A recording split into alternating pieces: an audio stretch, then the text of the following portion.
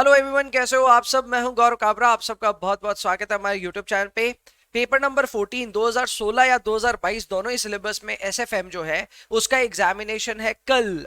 अब कई लोग इसको लेट से देख रहे होंगे तो शायद आज भी आपका एग्जामिनेशन है। ये वीडियो जरूर से देख के जाना, अपने दोस्तों के साथ भी शेयर कर देना क्योंकि बहुत इंपॉर्टेंट टिप है। कॉन्फिडेंस कैसे बढ़ाना है, कॉन्फिडेंस कैसे मेंटेन करना है, एग्जाम में पेपर कैसे देना और कैसे पास होना है इस पेपर में, उससे रिलेटेड जानकारी आपको दे रहा हूं। बहुत इंपॉर्टेंट है। हमेशा बोली हुई बातें ही हैं बट लास्ट टाइम में आई थिंक आपके सारे थॉट्स को एक जगह डालने में ये वीडियो मदद करेगा। फटाफट शुरुआत करते हैं। चलो इस वीडियो में देखो, सबसे पहले मैं आपको बताने वाला हूं कि एग्जाम में कहां क्या इंपॉर्टेंट एरिया है जिसको आपको मिस आउट नहीं करना है। ठीक है, सबसे पहले अगर हम बात करते हैं अबाउट एमसीक्यूज, तो यार मेरे को लगता है एमसीक्यू आपके एग्जाम में गेम चेंजर है। कैसे? इंस्टीट्यूट ने जो मॉडल एग्जामिनेशन और जो मॉडल क्वेश्चन पेपर बनाया, ये दोनों ही 2016 का भी मैंने देखा और 2022 का सिलेबस भी मैंने देखा है।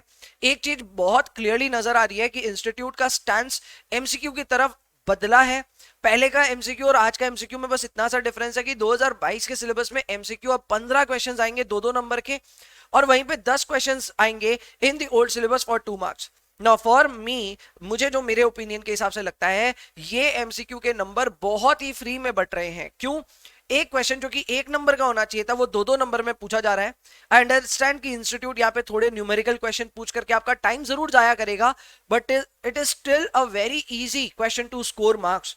यहाँ पे अगर आप 2016 के सिलेबस में एग्जाम दे रहे हो तो 20 नंबर मुझे लगता है फ्री का खाता है, उठाना चाहिए यहाँ पे नंबर।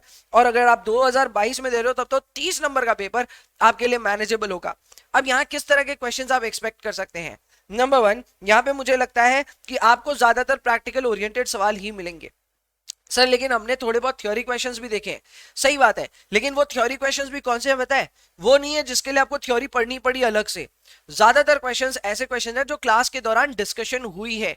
जैसे कि एग्जांपल के तौर पे एक क्वेश्चन ऐसा आ सकता है कि बीटा कौन सी रिस्क को मेजर करता है, systematic risk, unsystematic risk, total risk, या फिर वो रिस्क को मेजर ही नहीं करता है, तो उसका जवाब होगा सिस्टमैटिक रिस्क। अब ये बहुत बेसिक बात है, हमने जब पोर्टफोलियो पढ़ा है तो बीटा कितनी ही बार डिस्कस किया है और बीटा हर बार मैंने कहा है कि ये सिस्टमैटिक रिस्क को रिप्रेजेंट करता है। अब ये है तो थियोरेटिकल क्वेश्चन, लेकिन अपनी जो एकदम कोर क्लासेस है उसमें कितनी ही बार समझाया गया है। इस तरह के questions coupled with practical questions ही मुझे लगता है एमसीक्यू सेक्शन में मिलेंगे। ये 20 या 30 नंबर जितना भी क्वेश्चन, जितने भी मार्क्स के क्वेश्चन आ रहे हैं, ये आपको कैपिटलाइज करना ही चाहिए। ये आपका पहला फोकस होना चाहिए। तो अगले एक दिन या आधा दिन जो भी आपके पास अभी समय है, उस समय में मैं यही इंश्योर करना चाहता हूं कि प्लीज प्लीज प्लीज आप सिर्फ इतना कीजिए कि आप एमसीक्यू अच्छे से पढ़िए। ठीक है, आगे बढ़ते हैं। नेक्स्ट, अगर मुझे, क्योंकि बच्चे पूछ रहे हैं यार, लगातार मेरे पास मैसेजेस आ रहे हैं, सर इंपॉर्टेंट एरिया बता दो, तो इंपॉर्टेंट एरिया मैं ऑलरेडी बता चुका हूं। पोर्टफोलियो और सिक्योरिटी एनालिसिस, मेरे हिसाब से इससे इंपॉर्टेंट कोई चैप्टर है ही नहीं। इस चैप्टर को लेकर के जितने भी हमारे एनरोल्ड स्टूडेंट्स थे उनके लिए मैंने रिवीजन बहुत पहले ही ले लिया था। यूट्यूब पे मैंने अपलोड नहीं किया था portfolio, but I had uploaded derivatives वगैरह के पूरे रिवीजन। इसके अलावा लास्ट टर्म के तो सारे ही चैप्टर्स के रिवीजन भी डाले हुए हैं यूट्यूब पे। तो मैंने रिवीजन लगभग सारी चीजों का करवाया जो था, वो तो इंपॉर्टेंट था, लेकिन उसमें एक चैप्टर को अगर मुझे कहना हो कि यार बहुत ज्यादा इंपॉर्टेंट है तो it has to be portfolio. Portfolio management के साथ में थोड़ा बहुत सिक्योरिटी एनालिसिस कपल्ड रहता है हमेशा। ठीक है, और मुझे लगता है कि ये गेम चेंजर है। अगर आप इस एक चीज को संभालते हो, जो कि मैंने उम्मीद करी थी कि हमारे सारे एनरोल्ड स्टूडेंट संभालेंगे इस चीज को, क्योंकि यार महीना 1.5 महीना पहले ही हमने तैयार कर लिया था। कितने 55 क्वेश्चंस किए थे, शायद 55 questions in the practice round. तो यार बहुत अच्छे से हमने ये तैयार किया। गेम चेंजर है। एग्जामिनेशन में देखे हुए सवाल आने के चांसेस भी है, और 3 क्वेश्चन कम से कम मुझे लग रहे हैं यहां से आएंगे। 4 भी आ सकते हैं, 5 भी आ सकते हैं, पर कम से कम 3 आएंगे। अगर कम से कम 3 क्वेश्चंस यहां पे आते हैं तो ये समझ करके चलना कि आपके 2016 के सिलेबस में ये 25 नंबर तक का कंटेंट हो सकता है और 2022 के सिलेबस में ये 20 प्लस नंबर का होगा। तो 20 प्लस नंबर के लिए एक सिंगल चैप्टर आ रहा है। एमसीक्यू ऑलरेडी हम डिस्कस कर चुके हैं भाई, मतलब इट्स माइंड ब्लोइंग। आप इन 2 चीजों को तैयार करो, you will be good to go. 20 number plus मैंने ऑलरेडी लिख रखा है यहाँ पे। आगे capital budgeting, risky proposal, leasing और म्यूचुअल फंड, ये मुझे सेवियर चैप्टर्स लगते हैं। इसमें अगर फिर भी मुझे एक चैप्टर को साइड करना हो तो मैं शायद कैपिटल बजटिंग को करूंगा। इंस्टीट्यूट का आज तक का जो ट्रैक रिकॉर्ड है वो आपके सामने रख देता हूं। ये capital budgeting, risky proposal, leasing और म्यूचुअल फंड्स, इन चारों में से कम 3 क्वेश्चंस पूछता है। उसमें लगभग तय है, म्यूचुअल फंड कभी आता है कभी नहीं आता, वैसा रहता है, लेकिन ये बाकी सारे चैप्टर्स लगभग तय हैं। सो ऐसे में इन क्वेश्चंस को आपको अच्छे से अटेम्प्ट करना चाहिए, आपको इसकी प्रैक्टिस अच्छे से करनी चाहिए। अकॉर्डिंग टू मी, मैं शायद रिस्की प्रपोजल को सबसे इजी चैप्टर कंसिडर करता हूं इसमें। ये वो चैप्टर है जिस चैप्टर से आपको बेसिक बेसिक सवाल पूछते हैं कि चलो एक्सपेक्टेड एनपीवी निकाल करके बता दो, या फिर में आप यहाँ पे आरएडीआर लगा दो, सी कोएफिशिएंट मेथड लगा दो। तो बहुत बेसिक तरह के सवाल है यहाँ पे। ये एग्जामिनेशन में एक क्वेश्चन एकदम आने का चांस है, आएगा तो प्लीज मिस मत करना। बात बाकी कैपिटल बजटिंग तभी उठाइए जब आपको पूरा कॉन्फिडेंस है कि ये मैं बना लूंगा या बना लूंगी, कैश फ्लो मेरे को कैलकुलेशन आता है, इंक्रीमेंटल अप्रोच आया तो वो भी आता है, रिप्लेसमेंट मेथड आया तो वो भी आता है। अगर आप श्योर हो तो इसको उठाना। लीजिंग मेरे हिसाब से यार एक बच्चा टॉपिक ही है, कोई बहुत ज्यादा अफलातून टॉपिक नहीं है। सिर्फ एक डर रहता है लीजिंग में कि ये लोग बहुत बड़ी केस स्टडी देख करके आपको उसमें उलझा सकते हैं। अगर आपको एग्जामिनेशन में लगे कि यार देखा हुआ सवाल है तो लीजिंग को डेफिनेटली किया जा सकता है। बहुत ईजी क्वेश्चन होता है, बहुत आराम से बनेगा। ठीक है, ये 2 से 3 क्वेश्चन यहां पे आएंगे। अब 2 से 3 क्वेश्चन की अगेन मैथमेटिक्स समझाऊं तो 15 से 25 नंबर के बीच का कंटेंट यहां पे आप एक्सपेक्ट करके चले। This is also a very very vital area of your entire examination. Please in chapters को अच्छे से फोकस में रखें। इसके बाद हम आते हैं उन टॉपिक पे जिन टॉपिक के नाम से आप कांपते हो, आपको लगता है डर इसमें। तो भाई इन दोनों के लिए मैं बता दूं, ये है डेरिवेटिव्स और फॉरेक्स। डेरिवेटिव्स ऑफ फॉरेक्स में ना बच्चे हमेशा मुझे यही पूछते हैं, सर हार्ड क्वेश्चन कैसे करें, हार्ड कैसे करें। सच्चाई ये है, हार्ड छोड़ो, इजी क्वेश्चन को करने की आदत डालो। अगर आप इजी क्वेश्चन को एग्जामिनेशन में मिस करते हो ना, मुझे उससे ज्यादा दुख कभी नहीं लगता। जैसे एग्जामिनेशन में, मैंने एग्जामिनेशन छोड़ो, मेरे पास जब डाउट्स आते हैं, कई बार बच्चे ऐसे डाउट्स पूछते हैं मुझसे डेरिवेटिव्स में या फिर फॉरेक्स में, मुझे मतलब अंदर से ऐसे खराब लगता है कि यार ये डाउट आ कैसे रहा है, ये डाउट आना ही नहीं चाहिए था। एक बच्चा जिसका एग्जामिनेशन है उसको ये डाउट नहीं आना चाहिए था। बेसिक बेसिक चीजों में आर्बिट्राज के सवाल नहीं कर पाना, ये अपने आप में मुझे तो लगता है ये एक कमजोरी है, नहीं होनी चाहिए ये। बट अगर आप खुद को पहचानिए, क्या आप बेसिक सवाल कर पाते हैं, आप क्या क्रॉस रेट सॉल्व कर पाते हैं। अगर आप क्रॉस रेट सॉल्व कर पाते हैं, अगर आप ट्रायंगुलर आर्बिट्राज कर पाते हैं, तो आप अच्छा प्रिपरेशन कर रखे हो। बट अगर आपसे ये सॉल्व नहीं हो रहा है तो मैं फर्स्ट इंस्टेंस में कहूंगा डेरिवेटिव्स और फॉरेक्स को ना एकदम लास्ट में देखना, पेपर के पहले मत देखना, अगर आप इतने भी लेवल ऑफ कॉन्फिडेंस के साथ नहीं आते हो। वैसे ही अगर हम डेरिवेटिव्स की बात करें तो डेरिवेटिव्स में कई एकदम बच्चे बच्चे सवाल है। Number of future contracts to be shorted in order to hedge your portfolio, basic बच्चा सवाल। दुनिया भर की प्रैक्टिस मैंने करा रखी है, YouTube पे ऑलरेडी एक वीडियो है डेरिवेटिव्स पे। अगर आपको डेरिवेटिव्स शुरू से एंड तक प्रैक्टिस करना है तो वो पूरा वीडियो देखना चाहिए। तो भाई डेरिवेटिव्स और फॉरेक्स अगर आपको लगता है ठीक ठाक टॉपिक है और आप इजी क्वेश्चंस तो आराम से कर लेंगे, तो यहां ध्यान रखिए इजी क्वेश्चन जरूर से कीजिएगा। यहाँ पे सर अगर एकदम अनदेखा सवाल आया या फिर ऐसा सवाल आया जो हमको बहुत डिफिकल्ट लग रहा है, ब्लैक शोल्स आ गया, तो क्या करें? मत करना। Yes, you have heard it right, मत करना। सर ऐसे कैसे नहीं करें? अरे ऐसे कैसे नहीं करें मतलब आप समझो, आपको एग्जामिनेशन में 2 क्वेश्चन छोड़ने का ऑप्शन मिलता है। मेरे हिसाब से एक क्वेश्चन आप प्रैक्टिकल छोड़ सकते हो और एक थ्योरी छोड़ सकते हो।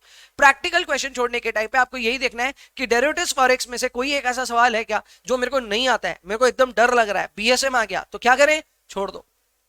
That's a good strategy. तो इनका टेंशन मत लीजिए, मैं कहूंगा सिर्फ इजी क्वेश्चंस पे फोकस कीजिए। आप सोच भी नहीं सकते आप कहां तक जाओगे। इसमें 2 से 4 क्वेश्चंस आने के चांसेस हैं। तो यस, डेरिवेटिव्स एंड फॉरेक्स आमतौर पे मैं कहता हूं थोड़े से ना लेसर हैवी टॉपिक्स हैं, ये एग्जामिनेशन में ज्यादा भर के नहीं आते हैं। बट इंस्टीट्यूट का कोई भरोसा नहीं है बॉस, भर भर के भी आ सकता है। लेकिन अगर डेरिवेटिव्स और फॉरेक्स मिला के 4 क्वेश्चन आए तो मैं गारंटी के साथ कह सकता हूं 2 उसमें से सॉल्वेबल होंगे, 2 डिफिकल्ट होंगे। और जो फंसेगा वो फंसेगा उन 2 डिफिकल्ट क्वेश्चन को करने में, और जो निकलेगा वो 2 इजी क्वेश्चन को करके निकल जाएगा। थ्योरी, अरे यार इतनी लड़ाई, इतना झमेला इस चीज को लेकर के। सर थ्योरी थ्योरी थ्योरी, हमारी खुद की जो थ्योरी बुक है वो 220 पन्ने की है। मैं रेकमेंड करता हूं मत पढ़ के जाओ उसको, लिटरली आग लगा दो अगर लगाना है तो। क्यों यार? उसका रिटर्न ऑन इन्वेस्टमेंट बहुत ज्यादा खराब है। अगर आप इस पेपर में थ्योरी के भरोसे जा रहे हैं तो वो थ्योरी आपका कभी कोई कल्याण नहीं करेगी। थ्योरी के बारे में अगर सबसे इंपॉर्टेंट अगर मुझे कुछ एक मैसेज देना तो मैं यही कहूंगा, अटेम्प्ट ही मत करो भाई। आपकी थ्योरी डिपेंडिंग ऑन आप कौन से सिलेबस में एग्जामिनेशन दे रहे हैं 14 या 16 नंबर की आएगी, जिसमें 4 मार्क्स के या 5 मार्क्स के आपको थ्योरी लिखने की आदत डालनी पड़ेगी। क्या आप ये एक्सपेक्ट कर सकते हो कि आप 4 नंबर की थ्योरी लिख पाओगे? जैसे कि एक सिंपल सा टॉपिक था ऑप्शनली कन्वर्टेबल डिवेंचर्स, नाम से समझ में आ रहा है कि ये कन्वर्टेबल डिवेंचर ऑप्शन देता है to its investor to convert its debenture into specified number of shares at the end of its maturity. That's it. We know only one line. How are you expected to elaborate this for 4 marks? It is practically insane to be attempting theory and thinking कि हमारे number आ जाएंगे। नहीं आते हैं theory में number. अब ये मान के चलो 14 से 16 नंबर की थ्योरी अगर आपने एज इट इज रट्टू पोपट की तरह नहीं लिखी एग्जाम में, आपके 3 से 4 नंबर से ज्यादा नहीं आ सकते। फिर से ठीक से सुन लो, 3 या 4 नंबर से ज्यादा 14 नंबर में से भी नहीं आ सकते। This is a harsh reality, सुन लो अच्छे से समझ लो। इसीलिए मैं कहता हूं कि अगर आप कोई प्रैक्टिकल कर रहे हो, मान लो उसका ए और बी और आपको सिर्फ ए आता है और वो भी थोड़ा थोड़ा ही आता है, तो भी मैं कहूंगा थ्योरी से बेटर है उसी में दिमाग लगाओ, समय भी कम लगेगा, मार्क्स आने के चांसेस भी ज्यादा रहेंगे। सो थ्योरी पे तो यार मैं यही कहूंगा एकदम मिनिमम रिलायंस रखो। हालांकि थ्योरी फिर भी एक बार गो थ्रू करके जाना चाहिए। गो थ्रू क्यों करना चाहिए सर, पन्ने क्यों पलटाने चाहिए? वो इसलिए क्योंकि इंस्टीट्यूट अगर अपने दिए हुए फॉर्मेट से चेंज करके कोई पेपर टपका दे जिसमें हर क्वेश्चन में कोई थोड़ा थोड़ा 2-3 नंबर का 5 नंबर का थ्योरी पूछते ही जाए, तो वैसे में थ्योरी आपको थोड़ा हद तक एक बचाने के सिचुएशन में डाल सकती है। हालांकि अगेन स्कोर उसमें भी नहीं आएगा। अगर हर क्वेश्चन में एक थ्योरी डाल दी जाए 4 या 5 नंबर की, तो ये मान के चलिएगा वो पेपर एक बहुत डिफिकल्ट पेपर बन जाएगा और उस पेपर में 50 क्रॉस करना भी बहुत डिफिकल्ट हो जाएगा। सच्ची बात है, कड़वी बात है, सुन लो अच्छे से। और कल को इंस्टीट्यूट अपने फॉर्मेट के साथ स्टिक रहे, थ्योरी लास्ट क्वेश्चन हो, ऑप्शन में छोड़ने लायक हो तो छोड़ देना, अटेम्प्ट मत करना, नंबर नहीं मिलेंगे। सो मैंने किया है try to avoid in the examination. इसको अवॉइड करने के बावजूद भी आपके पास एक प्रैक्टिकल में फिर भी ऑप्शन रहेगा, तो it's not a bad deal. अच्छे से सुनिए मेरी बात। फाइनली टाइम मैनेजमेंट को लेकर के बच्चे पूछे सर कैसे पेपर को अटेम्प्ट करें, प्लीज ये बता दो आप। तो यार कैसे अटेम्प्ट करना है उसके लिए मेरे पास में एक स्ट्रैटेजी है, जो स्ट्रैटेजी मैं अगर एग्जाम दे रहा होता तो पक्का फॉलो करता। 2016 और 2022 के सिलेबस को 54 से 56 नंबर लाना मेरे हिसाब से बड़ी बात नहीं है। आप कहेंगे ये तो कितने गंदे नंबर है, 60 के ऊपर लाना हमें तो जाओ मेरा वो वाला वीडियो देखो जिसमें मैंने लिखा है सीएफआर और एसएफएम में 60 के ऊपर आना पॉसिबल ही नहीं है। इनफैक्ट थोड़ा एग्जैजरेट करके बोला कि 60 के ऊपर पॉसिबल नहीं है, बट सही मायने में बहुत डिफिकल्ट है। रैंक होल्डर्स के नहीं आ रहे 60, तो आप कहां हो? तो प्लीज ध्यान से सुनो, यहां पे अगर आप 54 और 56 के भी नंबर सोच रहे हैं जो कि एक्सपेक्टेशन है, इससे आप बेहतर कर सकते हो, मैं मानता हूं, पर ये बेयर मिनिमम आप ला सकते हो। कैसे? छोटी छोटी चीजों पे ध्यान देना। सबसे पहले आपको 30 मिनट जो पहले हैं उसमें एमसीक्यू सॉल्व करने हैं। अगर आप एग्जामिनेशन दे रहे हो न्यू सिलेबस में, तो आपको 15 सवाल सॉल्व करने हैं और 15 सवाल में मैंने हर एक सवाल के लिए 2 मिनट आपको अलॉट किया है। अगर आपको लगता है ये कम है तो आप बहुत स्लो हो। प्लीज, मतलब 15 क्वेश्चन 30 मिनट में होना ही चाहिए, ठीक है? और बाद बाकी ओल्ड सिलेबस, भाई आपको सिर्फ 10 क्वेश्चन करने हैं, मैंने 30 मिनट अलॉट किया, 3 मिनट पर क्वेश्चन, इससे ज्यादा समय आपको मिलेगा नहीं। मुझे लगता है ये 30 मिनट मैंने लिखा है, लेकिन 15 से 20 मिनट के स्लॉट में कंप्लीट किया जा सकता है। It depends on your speed, लेकिन इसको करना जरूर। अब यहां करते वक्त यार एफिशिएंसी का थोड़ा ख्याल रखना है। कैसे? मैं समझाता हूं। 60% एफिशिएंसी रखिए। अगर 10 क्वेश्चन आए हैं तो प्लीज 6 अच्छे से करके तो आइए, कम से कम 6 क्वेश्चन राइट कीजिए। अगर 15 क्वेश्चन आए तो कम से कम 9 क्वेश्चन राइट कीजिए। सर 60% एफिशिएंसी रखनी ही पड़ेगी क्या? हाँ यार, मतलब ये बहुत स्कोरिंग एरिया है। अगर आप इधर 10 में से 6 या 15 में से आप 9 क्वेश्चन राइट नहीं कर पा रहे हो, तो आप कहीं ना खुद को एक रिवर्स गियर में डालोगे। इससे बेटर यही है 60% एफिशिएंसी रखिए। 60% एफिशिएंसी से होगा क्या? अगर 20 नंबर का आपने अटेम्प्ट किया 2016 सिलेबस में, 12 नंबर तय हो जाएगा आपका, और यहाँ पे 30 नंबर में 18। द बेस्ट पार्ट इज कि यहाँ पे अगर आपका आंसर एग्जैक्ट मैच कर गया ना विद द ऑप्शंस, तो आपको खुद को कॉन्फिडेंस भी आ जाएगा कि मेरा इतना नंबर तो आ गया। यहाँ पे कोई किंतु परंतु नहीं है कि एग्जामिनेशन में मेरा पार्ट मार्किंग मिलेगा नहीं मिलेगा, मिला तो पूरा, नहीं तो नहीं, ठीक है? सो मेरे को लगता है इतना तो आ जाएगा। और कल का एग्जाम देने के बाद अगर आपको लगता है कि हाँ इतना तो पक्का आएगा एमसीक्यू में, कमेंट में लिख के जाना बाद में, ठीक है? टाइम मिले तो, नहीं तो वो भी मत करना। ओके, नेक्स्ट 30 मिनट्स में क्या करना चाहिए? आप देखो ये गेम चेंजर है। यहीं पे आपको समझना है कि यार पूरे पेपर में ना ऐसे नजर मत दौड़ाओ कि क्या क्या आया भाई, क्या क्या आया, नहीं। आप सिर्फ सवाल ढूंढो 2 ऐसे जो आपको आते हैं, देखे हुए हैं, भैया ने कराए हैं, हमने भी किए हैं और अभी प्रैक्टिस भी किया हुआ है, याद है मुझे। मतलब सिमिलर नंबर में, ये नहीं बोल रहा नंबर एग्जैक्ट मैच होने चाहिए, पर कॉन्सेप्ट मैच होना चाहिए। अगर कॉन्सेप्ट मैच हो रहा है, मैं बोलता हूं पूरे पेपर को देखो भी मत। क्वेश्चन नंबर 2 से लेकर के क्वेश्चन नंबर 8 तक आपको 5 क्वेश्चन अटेम्प्ट करने हैं, यानी 10 प्रैक्टिकल में से आप, ऐसे तो 12 प्रैक्टिकल रहेंगे आपके सामने, पर उनमें से कोई 2 प्रैक्टिकल को ढूंढ के निकाल लो। कोई फर्क नहीं पड़ता वो किसका ए किसका बी, बस 2 उठाओ और उसको कंप्लीट करने का इरादा रखो। अगले 30 मिनट में यानी 15 मिनट पर सम देने में आप 2 क्वेश्चन को क्या 100% एक्यूरेसी के साथ सॉल्व कर सकते हो? ये खुद से सवाल करना। जिसने इस सवाल का हां में जवाब दिया उसके लिए पेपर क्लियर करना लगभग उसी समय तय है। और जिसको 12 क्वेश्चन में से 2 नहीं समझ में आ रहा है कि यार मेरे से तो 2 भी नहीं बनेगा, तो थोड़ा सा डमाडोल होगा, उधर भी थोड़ा संभालना पड़ेगा आपको। लेकिन जिसको दिख गया 12 में से मेरे को 2 तो पक्का आता है, किसी का एक किसी का भी डजंट मैटर, कर देना जरूर, ठीक है। अब वहां पे ध्यान देना, 2 क्वेश्चन अगर आप अटेम्प्ट करोगे, मैं मान के चल रहा हूं इधर आप 100% एफिशिएंसी से करोगे, तो भाई 16 में 16 या 14 में 14 उठाना जरूर, ठीक है। इसके बाद में नेक्स्ट 60 मिनट्स, यानी पहला 1 घंटा हो गया, पहले 1 घंटे में आप लगभग 30 नंबर के आसपास पहुंच जाओगे। ओल्ड सिलेबस में 28 पे और न्यू सिलेबस में 32 नंबर पे पहुंच जाओगे। अगले 2 घंटे क्या करना है, तो अगले 1 घंटे का जो स्लॉट है उसमें मैं कहता हूं 4 क्वेश्चन वो उठाओ जो आपको शायद आते हैं शायद नहीं आते, भैया कर लेंगे, शुरुआत हो जाएगी हमारी, लेकिन थोड़ा जाके शायद हम अटक सकते हैं, कहीं कोई सिली एरर कर सकते हैं, कोई बात नहीं बच्चा, उसको अटेम्प्ट करना। नेक्स्ट 4 क्वेश्चंस, अब ये जो नेक्स्ट 4 क्वेश्चन करने हैं ये 10 में से करने हैं, ध्यान रखिएगा।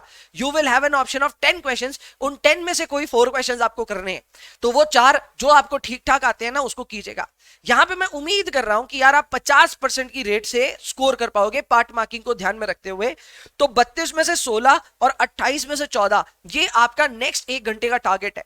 अब इस 1 घंटे में जरूर आपको 4 क्वेश्चंस अटेम्प्ट करने हैं, यहां पे भी मैं 15 मिनट पर सवाल आपको दे रहा हूं, which I think is a good amount of time.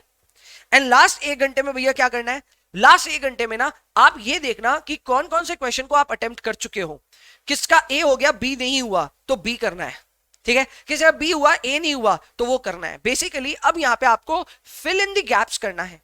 अब इन गैप्स को फिल करते हुए आप 4 क्वेश्चंस कर रहे हो, इन 4 क्वेश्चंस में मुझे पता है यार आपकी एफिशिएंसी नहीं है, तभी तो आप छोड़ छोड़ के आगे बढ़े थे।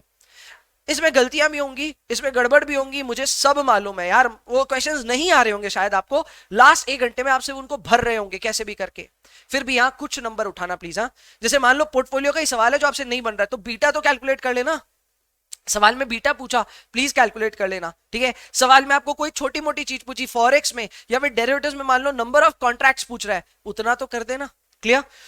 आप मनी मार्केट हेज सॉल्व नहीं कर पा रहे, कोई बात नहीं, नंबर ऑफ कॉन्ट्रैक्ट्स तो कर देना। यहां पार्ट मार्किंग, यार जो बोलते हैं ना भीख मांगनी है लिटरली इंस्टीट्यूट के सामने कि ये जो लास्ट मेरा 1 घंटा है प्लीज इसमें मेरे को 2-2 नंबर 1-1 नंबर कहीं ना कहीं दे दो।